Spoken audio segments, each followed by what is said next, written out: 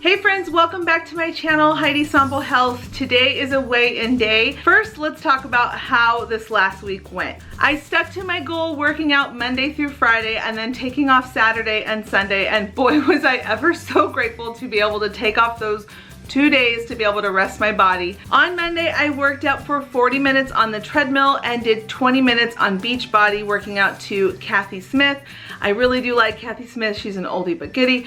And when I was doing that, I realized that it was really pushing myself quite a bit. I could make the hour, but doing the full 40 minutes on the treadmill and then switching over to something else for 20 minutes was really actually hard. So on Tuesday, I ended up just sticking on the treadmill for the full hour. I ended up going a little slow. It wasn't anything impressive. I think I came in about 2 miles in the course of an entire hour. It might have been 2.5 miles, but I still did an hour nonetheless. By Wednesday, I was definitely feeling it and wanting to quit. It was super hard. I even had a few moments where I was crying about it and saying that I wish that I did not ever let myself get to this weight, and it was really humbling. By Thursday, I was feeling a little bit better, a little more energy, still having a really hard time wanting to quit, but I was a little bit faster on the treadmill. I just did 1 full hour on that day, and I just decided to just keep pushing forward, and I only had 1 more day, which that made me really happy. On Friday morning, I woke up after having a crazy pants dream that actually triggered some emotional things that I had been pushing really far down. I didn't think it was bothering me as much as it did until I had the dream, and I was actually really bothered by it. And all day on Friday, I got up early, I did my workout, I did 1 hour on the treadmill, but throughout the day, it was causing me to confront some things that I had been bearing for some time. Friends, it's amazing what traumatic experiences can do to us and can cause a lot of emotional damage for us. I had a dream that I was being chased, and I was in a house, not this house we live in, but I ended up running into a panic room, and I locked myself in there and I wouldn't come out. And when I woke up from this dream and feeling really upset and really shaken by the whole thing, I ended up remembering, Nyla's right here with me.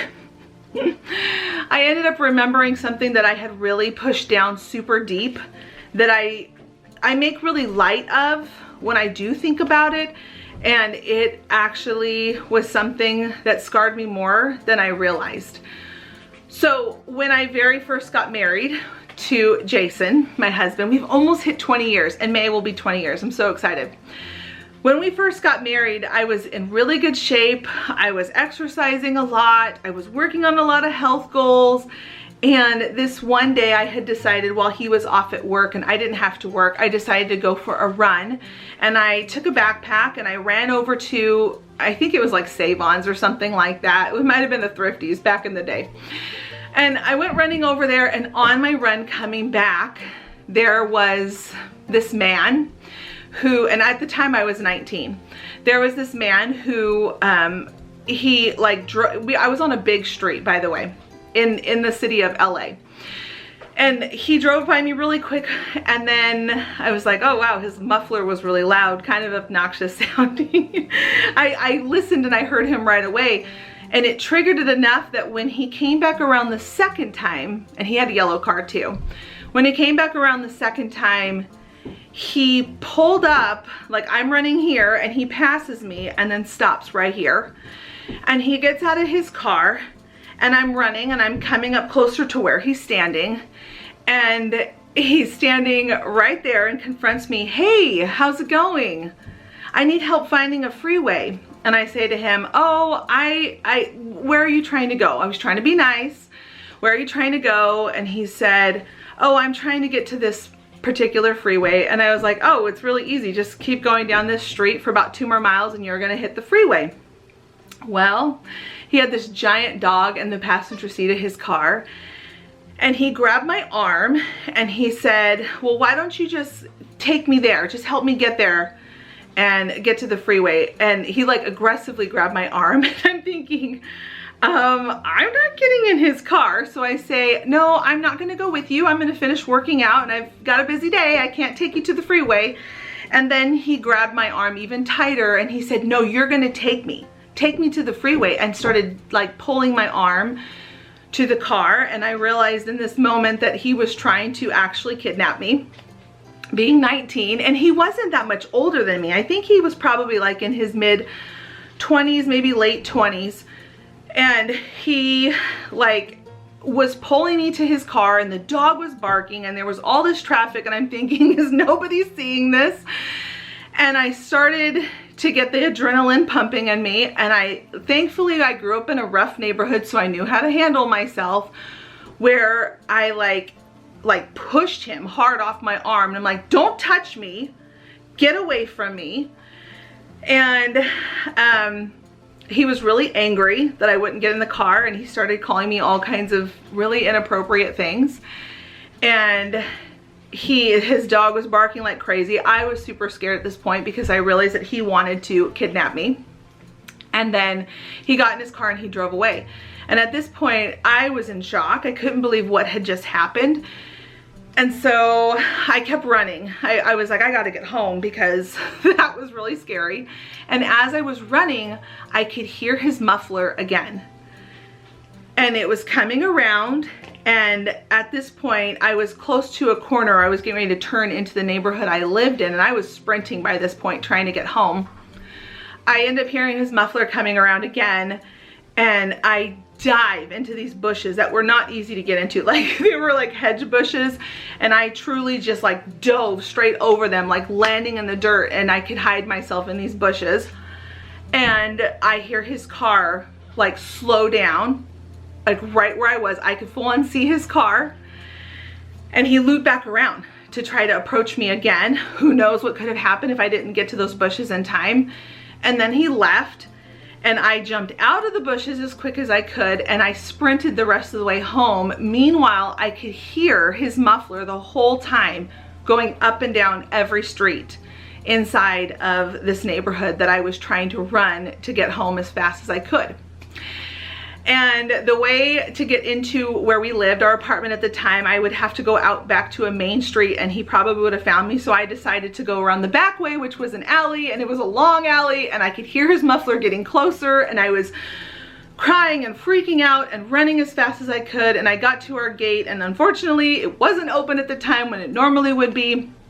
So I had to hop the fence, and in the process I was like trying to hop over a fence that had like barbed wire and another one that was kind of angled out, and by the time I had gotten over it, I was shaking so bad. And I got inside and I called my husband, and I told him, I'm like, someone just tried to kidnap me.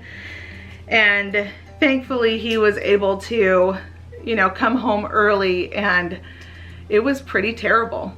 And at the time I made really light of it because I grew up in a rough neighborhood and I thought it was okay. And you know, as an adult, I would always tell that story to tell people like, hey, no, really be careful. You can be kidnapped as an adult.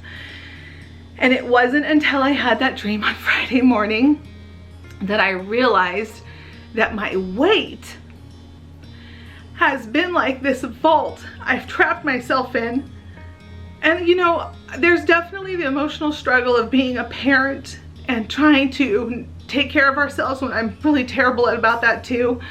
But there was something about the dream that triggered that I have been using this weight to make me feel safe with something that's so crummy happened that could have been a lot more severe had I not had been, you know, smart about jumping in the bush and running and stopping and listening to his muffler. Like, had I not had those street smarts that I did where I grew up, I could have ended up in a much dangerous situation. And it was really scary. And it's interesting because like all this weekend I've been reflecting on the things that I've done as a parent, as I've done as an adult, and it always was like coming back to this. I'm a mama hawk. I protect my kids because I know that there's bad people out there that do these kind of things. And I would make jokes all the time. I would always say things like, I don't need anybody to protect me. My weight is like a built-in bodyguard. Could you imagine if someone tried to kidnap a plus-size woman? You just drop to the ground. They can't even pick you up. And I would joke about this all the time, like built-in bodyguard, and they can't get you inside the car because you're too heavy to kidnap you. And I never made the connection until I had that dream. So I just wanted to just share that part because wow, you guys, I have been like harboring these fears and hurt feelings.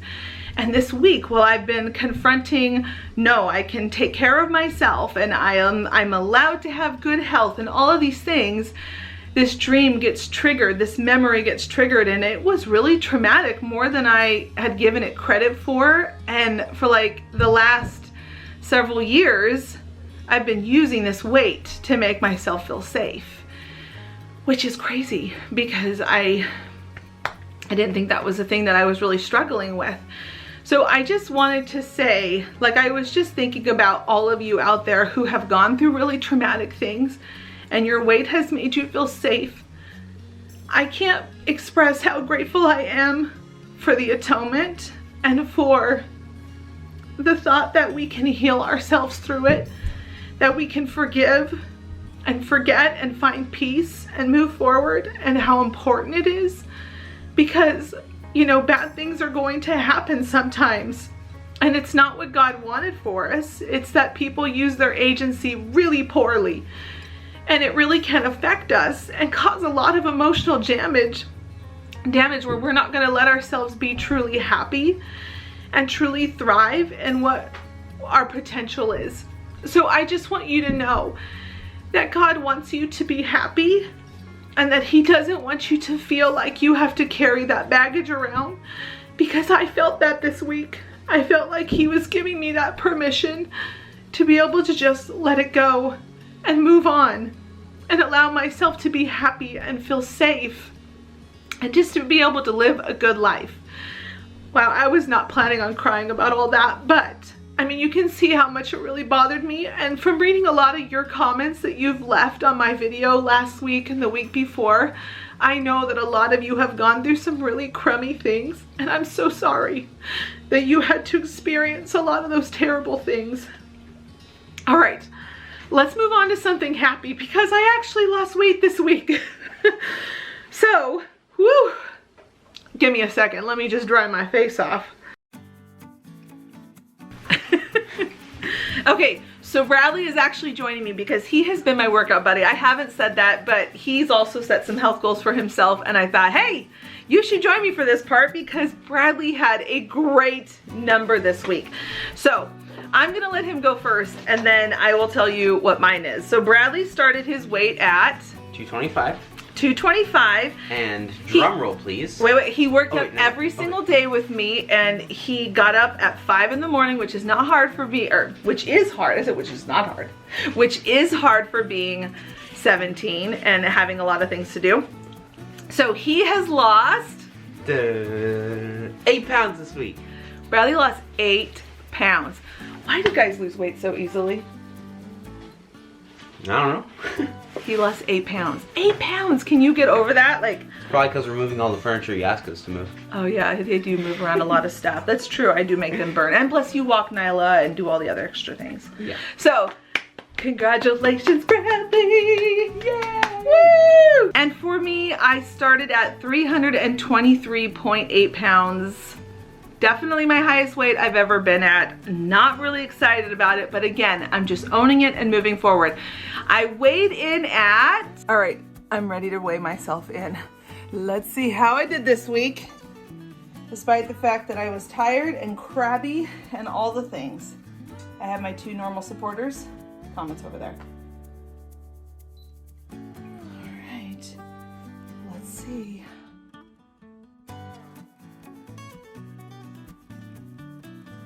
318.8 pounds. That means that I have lost a total of 5 pounds. And the crazy part is that's when my cycle had actually started. So who knows, it could have been a little bit less, but I am so proud and happy of the 5 pounds that I did lose. I will definitely say that I felt every single pound. And crazy enough, I feel so much better already. I'm feeling a lot more energy. I've actually been sleeping better. My sleep has been so horrible all last year. For my food this week, I am going to be doing a fancy oatmeal in the morning. Whatever oatmeal packets I have, I'm going to be doing 2 of them because again, I'm trying to get those calories. Then I'm going to throw in some chopped apples, some cashews, some craisins, and then a little bit of coconut. Those all taste so amazing together when you mix them and it's warm. I really wanted to be able to have a warm breakfast for this week because last week I did a smoothie and a bagel the whole time. And then for lunch, I'm actually going to be doing my vegan chili that I really love. It is super low in calories and it is quite delicious. Now, to answer a couple of questions I've had online here and over on Instagram, I am only eating 1,600 calories. Now, that is really just a number to put out there so that you guys understand how much I'm eating, but really I don't track my calories because when you eat 80% vegan and 20% vegetarian, you actually have to consume a ton of food to be able to even get up to that. If you're thinking about it, I'm eating a lot of lettuce, I'm eating a lot of vegetables, fruit, you know, and then healthy grains.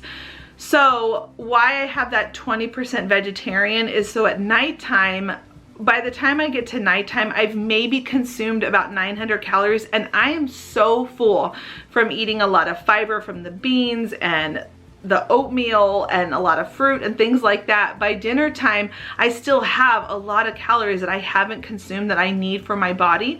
So I then switch over to being a vegetarian, which means I allow the dairy to come in. So let's say like we did burritos as a family for dinner, and then I have like the tortilla and the beans and the cheese and whatever vegetables I want to put inside of it. That cheese is going to help me boost up my calories that last little bit. And here's the thing, the 1,600 calories is actually a quite common number for vegan eating.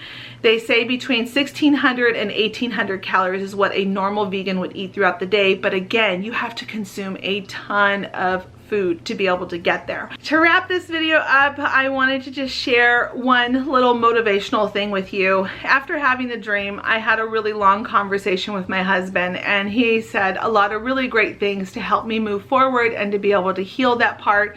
He's just a good guy. I really did score when I married him and I just love him to pieces, and I can't believe we're gonna hit 20 years in May. Like, how did that time go by so quickly? When I was chatting with him again about the dream, he said to me, if you want change, then you have to be willing to change.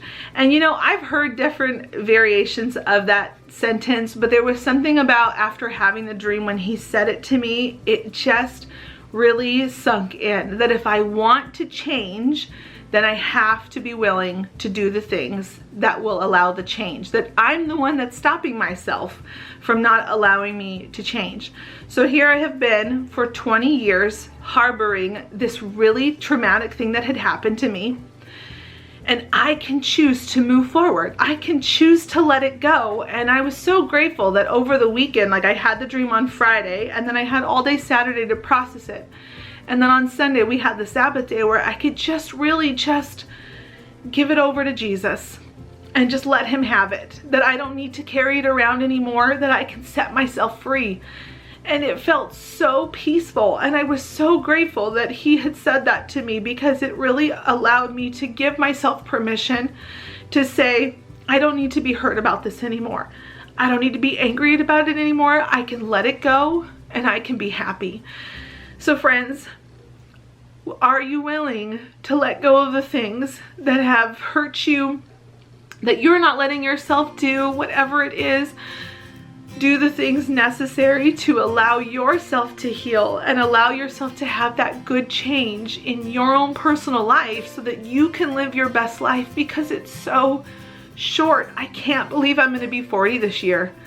You know, I'm watching my 17-year-old and him being in the 11th grade and watching him, you know, get his first job and all these things. And I feel like that was just a hop, skip, and a jump back to yesterday when I was doing those things. And here I am, I'm 39. And I spent so much time feeling hurt and harboring a lot of things that just didn't need to be harbored. They needed to let it go, set it out to sea, and say goodbye to it.